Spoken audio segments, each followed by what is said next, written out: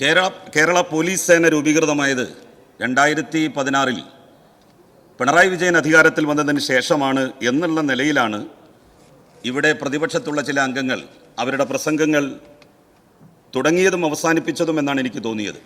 എനിക്ക് ആദ്യമേ ഒരു അഭ്യർത്ഥനയുള്ളത്, ഈ ചർച്ചകൾക്ക് അവസാനം ബഹുമാന്യനായിട്ടുള്ള മുഖ്യമന്ത്രി മറുപടി പറയാൻ എഴുന്നേൽക്കുമ്പോൾ ബഹിഷ്കരിച്ച് പോകാതിരിക്കാൻ പ്രതിപക്ഷാംഗങ്ങൾ പ്രത്യേകം ശ്രദ്ധിക്കണം എന്നുള്ള അഭ്യർത്ഥനയാണ്.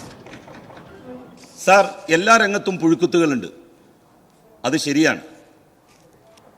ഉദ്യോഗസ്ഥ മേഖലയിൽ, പോലീസ് മേഖലയിൽ, രാഷ്ട്രീയ പാർട്ടികളുടെ നേതൃത്വത്തിൽ എല്ലാം ഒരു കുട്ടിയുടെ ജനിക്കാനുള്ള അവകാശത്തെ നിഷേധിച്ച് ഭ്രൂണത്തിൽ തന്നെ ആ കുട്ടിയെ കൊന്നുകളഞ്ഞു എന്ന ആരോപണം നേരിടുന്ന രാഹുൽ മാങ്കൂട്ടത്തെ പോലെയാണോ എല്ലാ യൂത്ത് കോൺഗ്രസ്സുകാരും, എല്ലാ കോൺഗ്രസ്സുകാരും? ഒരിക്കലുമല്ല. ഈ സഭയിലിരിക്കുന്ന കോൺഗ്രസിൻ്റെയും യൂത്ത് കോൺഗ്രസിൻ്റെയും ഒക്കെ നേതാക്കന്മാർ, അവരെ ഞാൻ ആ ഗണത്തിലല്ല ഉൾപ്പെടുത്തുന്നത്. സാർ, യൂത്ത് ലീഗിൻ്റെ പ്രവർത്തനം നാട്ടിൽ നടത്തുകയും 5.25 ലക്ഷം രൂപ ഗൾഫിൽ നിന്ന് ശമ്പളം പറ്റുകയും ചെയ്യുന്ന മായാവിയായിട്ടുള്ള രാഷ്ട്രീയക്കാരൻ PK ഫിറോസിനെ പോലെയാണ് എല്ലാ യൂത്ത് ലീഗുകാരും. അതൊക്കെ പുഴുക്കുത്തുകളാണ്. അവരെ പോലെയാണ് എല്ലാ ലീഗുകാരും എന്ന് ഒരിക്കലും നമുക്ക് പറയാൻ കഴിയില്ലല്ലോ സാർ. എൻ്റെ സുഹൃത്ത് N ശംസുദ്ദീൻ അങ്ങനെയുള്ള ആളല്ല. എൻ്റെ സുഹൃത്ത് P ഉബൈദുള്ള അങ്ങനെയുള്ള ആളല്ല. അവരങ്ങനെ ആണ് എന്നല്ല ഞാൻ പറഞ്ഞത്.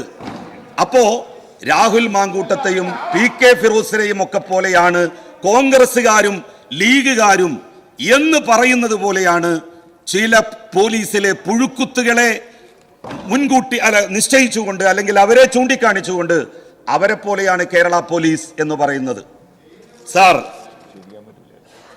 ഏറ്റവും വലിയ പോലീസ് മർദ്ദനത്തിന് വിധേയരായിട്ടുള്ളവർ ആരാണ്? അപ്പുറത്തിരിക്കുന്നവരാണോ ഇപ്പുറത്തിരിക്കുന്നവരാണോ? അവിടെ നിന്ന് പറഞ്ഞല്ലോ, കേരളത്തിന്റെ മുഖ്യമന്ത്രിയുടെ കസേരയിലിരിക്കുന്ന പിണറായി വിജയൻ എത്ര വലിയ പോലീസ് അതിക്രമങ്ങൾക്ക് വിധേയനായിട്ടുണ്ട്. അദ്ദേഹത്തിന്റെ പ്രസംഗം തന്നെ ഇവിടെ ഉദ്ധരിച്ചു. എന്നിട്ട് ആ UMLA ഈ സഭയിൽ പറഞ്ഞ കാര്യങ്ങളോട് അന്നത്തെ UDF-ന്റെ സർക്കാർ എന്ത് നിലപാട് സ്വീകരിച്ചു? ആ പോലീസുകാരെ എന്ത് അച്ചടക്ക നടപടിക്ക് വിധേയരാക്കി? അവരെ ഡിസ്മിസ് ചെയ്തോ? അവരെ പുറത്താക്കിയോ? ഇല്ലല്ലോ, ഇല്ല. സസ്പെൻഷൻ പോലും അവർക്ക് കൊടുത്തില്ല. കേരളത്തിലെ ഒരു നിയമസഭാ അംഗത്തെ അതിക്രമിച്ചു എന്ന കേസിൽ സാർ, അവര് മാത്രമല്ല സാർ, കേരളത്തിന്റെ മുഖ്യമന്ത്രി മാത്രമല്ല, കേരളത്തിന്റെ സഹകരണ വകുപ്പ് മന്ത്രി വാസവൻ വലിയ പോലീസ് മർദ്ദനത്തിന് വിധേയനായിട്ടുണ്ട്. മുൻ മന്ത്രി TP രാമകൃഷ്ണനെ കക്കയം ക്യാമ്പിൽ കൊണ്ടുപോയി മർദ്ദിച്ചിട്ടുണ്ട് പോലീസ്. അവർക്കെതിരായി എന്ത് നിലപാട് സ്വീകരിച്ചു, എന്ത് നടപടി സ്വീകരിച്ചു? ഇതായിരിക്കുന്ന കടകംപള്ളി സുരേന്ദ്രൻ മുൻ മന്ത്രി അടിയന്തരാവസ്ഥ കാലത്ത് എന്തുമാത്രം പീഡനങ്ങൾ നേരിട്ടയാളാണ്. ആയിരിക്കുന്ന പൊന്നാനി MLA നന്ദകുമാർ അടിയന്തരാവസ്ഥ കാലത്ത് അതിക്രമങ്ങൾക്ക് വിധേയനായിട്ടുണ്ട്. ആയിരിക്കുന്ന ഹരീന്ദ്രൻ MLA അദ്ദേഹം അതിക്രമങ്ങൾക്ക് വിധേയരായിട്ടുണ്ട്.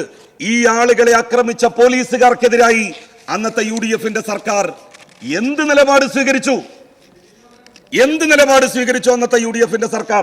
അന്ന് ഞാൻ ചെറിയ കുട്ടിയായിരുന്നില്ലേ ലത്തീഫ് ക? നിങ്ങളെപ്പോലെ അന്ന് ഞാൻ ചെറുപ്പക്കാരനും മധ്യവയസ്കനൊന്നും ആയിരുന്നില്ലല്ലോ. ആയിരുന്നെങ്കിൽ തീർച്ചയായും അതിനെതിരായിട്ട് ശബ്ദിക്കുമായിരുന്നു. ഒരു നടപടിയും സ്വീകരിച്ചിട്ടില്ല. കേരളത്തിന്റെ ചരിത്രത്തിൽ ആദ്യമായി പോലീസ് സേനയിലെ ഉദ്യോഗസ്ഥന്മാരെ ഡിസ്മിസ് ചെയ്യണമെന്നുള്ള നടപടി സ്വീകരിച്ച മുഖ്യമന്ത്രിയാണ് ഇന്ന് കേരളം ഭരിക്കുന്നത്. കേരളത്തിന്റെ ചരിത്രത്തിൽ ഏതെങ്കിലും ആഭ്യന്തരമന്ത്രിമാരുടെ കാലത്ത്, ഏതെങ്കിലും മുഖ്യമന്ത്രിമാരുടെ കാലത്ത് ഏതെങ്കിലും ഒരു ഹെഡ് കോൺസ്റ്റബിളിനെ കേരളത്തിന്റെ പോലീസ് സേനയിൽ നിന്ന് എന്നേക്കുമായി പിരിച്ചുവിട്ടിട്ടുണ്ടോ? 144 പോലീസ് ഉദ്യോഗസ്ഥന്മാരെയാണ് സഖാവ് പിണറായി വിജയൻ കേരളത്തിന്റെ മുഖ്യമന്ത്രിയായതിനു ശേഷം ഇത്തരത്തിലുള്ള പുഴുക്കുത്തുകളെ കേരളത്തിന്റെ പോലീസ് സേനയിൽ നിന്ന് എന്നേക്കുമായി മാറ്റി നിർത്തിയത്. സസ്പെൻഡ് ചെയ്യുകയല്ല ചെയ്തത്, അച്ചടക്ക നടപടികൾ സ്വീകരിച്ച് ഇൻക്രിമെന്റ് കട്ട് ചെയ്യുകയല്ല ചെയ്തത്, അവരെ എന്നേക്കുമായി പിരിച്ചുവിടുകയാണ് ചെയ്തത്. ഒരാളെയെങ്കിലും പിരിച്ചുവിട്ടു എന്ന് നിങ്ങൾക്ക് പറയാൻ സാധിക്കോ? കോൺഗ്രസിനോ മുസ്ലിം ലീഗിനോ? സർ, കോഴിക്കോട് റീജിയണൽ എഞ്ചിനീയറിംഗ് കോളേജിലെ മിടുക്കനായ വിദ്യാർത്ഥിയായിരുന്ന രാജനെ ഉരുട്ടിക്കൊന്നു. എന്നിട്ട് അവസാനം ആ രാജന്റെ മൃതദേഹം പോലും കത്തിച്ച് ചാമ്പലാക്കി. കുടുംബക്കാർക്ക് കൊടുത്തോ ആ മൃതദേഹം? നമ്മളത് കേട്ടിട്ടുണ്ട്. അമേരിക്ക ചെയ്യാറുണ്ട് എന്ന് പറയാറുണ്ട്. മുഹമ്മദ് ഗദ്ദാഫി 40 കൊല്ലം ലിബിയയുടെ പ്രസിഡന്റായിരുന്ന മനുഷ്യനെ കൊന്നതിന് ശേഷം അദ്ദേഹത്തിന്റെ മൃതദേഹം അദ്ദേഹത്തിന്റെ കുടുംബക്കാർക്ക് കൊടുത്തില്ല. അവർ കൊണ്ടുപോയി നശിപ്പിച്ച് കത്തിച്ച് എവിടെയോ ഉപേക്ഷിച്ചു. വാരിയംകുന്നത്ത് കുഞ്ഞഹമ്മദ് ഹാജിയെ മലപ്പുറം കുന്നിന്റെ ചെരുവിൽ വെച്ച് വെടിവെച്ചു കൊന്ന ബ്രിട്ടീഷുകാർ അദ്ദേഹത്തിന്റെ മൃതദേഹവും ആർക്കും കൊടുത്തില്ല.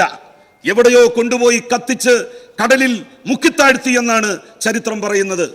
സാർ, അതുപോലെ രാജൻ എന്ന് പറയുന്ന റീജിയണൽ എഞ്ചിനീയറിംഗ് കോളേജിൽ പഠിച്ചിരുന്ന മിടുക്കനായ കുട്ടിയെ കൊന്നു എന്ന് മാത്രമല്ല, ആ കൊന്നതിന് ശേഷം മൃതദേഹം പോലും കുടുംബക്കാർക്ക് വിട്ടുകൊടുക്കാതെ കത്തിച്ച് ചാമ്പലാക്കി വെണ്ണീറാക്കി കളഞ്ഞത് ആര് ആഭ്യന്തരമന്ത്രിയായിരുന്ന കാലത്താണ്?